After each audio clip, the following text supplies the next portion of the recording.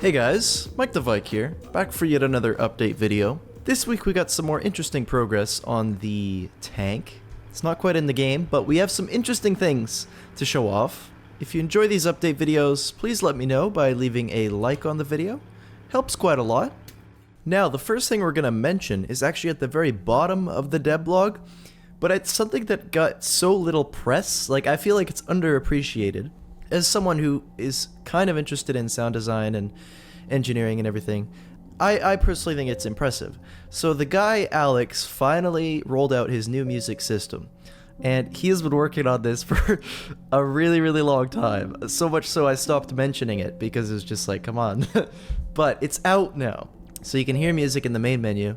To me, the music is definitely a different vibe than the current game, but maybe it's something they're working towards. I get a more serious tone when I hear music like this. It sounds a little bit more intense, a little bit almost scarier.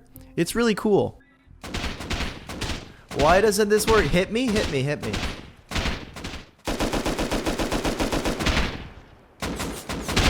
Ah! What the heck, man? Hang on. I'm trying to trigger this music. Why did this no work? Maybe it's the ammo. Hey, what the heck? What? That man deserved a healthy life. We have health insurance on this server. That's not nice, Mike. Hey, it was not my fault. I'm nice. sorry. We're gonna get you fixed up right quick here. There you go. Just hang on. I got syringes for you. Thank you. It's all good. Perfect. One sec. I'm sorry about that, sir. Oh my goodness, I feel much better. Good. That's all we need to hear.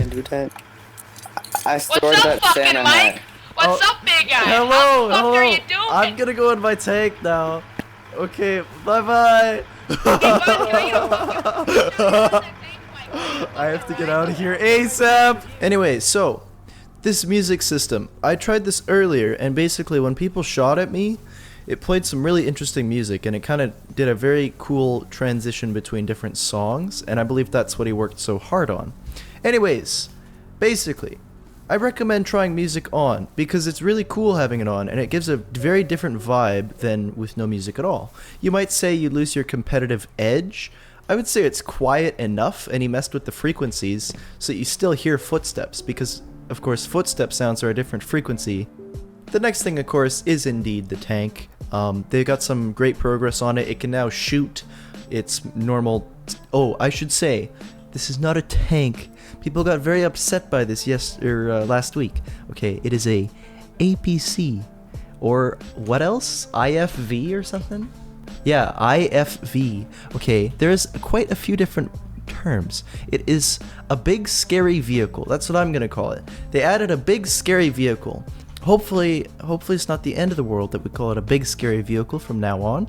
Actually, BSV. It's a BSV, okay? That's what it is. As a quick recap, this thing isn't meant to be player controlled, of course. It's gonna be patrolling around the rocket site factory, and it follows, I believe, a specific route, but it might be a little bit random. You'll be able to take it out yourself. You can even eliminate specific turrets, apparently, so you can like partially disable it, so it's easier to fully take down. And the videos here show it's actually starting to work. So we've got the 25mm cannon, the main gun, working. You can see it's patrolling around, shooting up some nakeds. And they have it on a specific route for the AI. That seems to be working okay too. You can just see they're making good progress on it. Okay, I spawned another tank because the other thing they added was last week you weren't able to destroy it. There you go. So it makes a cool little explosion thingy. It breaks up into separate parts. Now, Paul is still making great progress on the AI system. The biggest thing I see here is he's making it so the scientist NPC will be able to use and understand cover. If he's getting shot at, he's gonna opt to go to cover instead of just standing like wide out in the open. So basically, he's making the AI actually decently smart. Also sounds like he's making some navmesh improvements, so it should be even less intensive on performance. Gary is now considering removing a whole bunch of old I'm gonna call them kind of legacy Windows stuff. So he's thinking of removing Windows 32 compatibility on the game because a very small amount of people actually use it. It sounds like it makes it a lot more inconvenient for them for the future when they're trying to add new things. DirectX 9 is also sounds like it'll be on its way out, once again because it's such an outdated system. So I think this is totally cool, not many people are affected, and those affected probably could upgrade. But let me know, are you guys still using Windows XP 32-bit?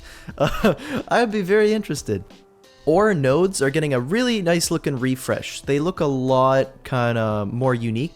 It was kind of hard to tell the difference between a regular rock, like not mineable, and the ones that you can actually gather.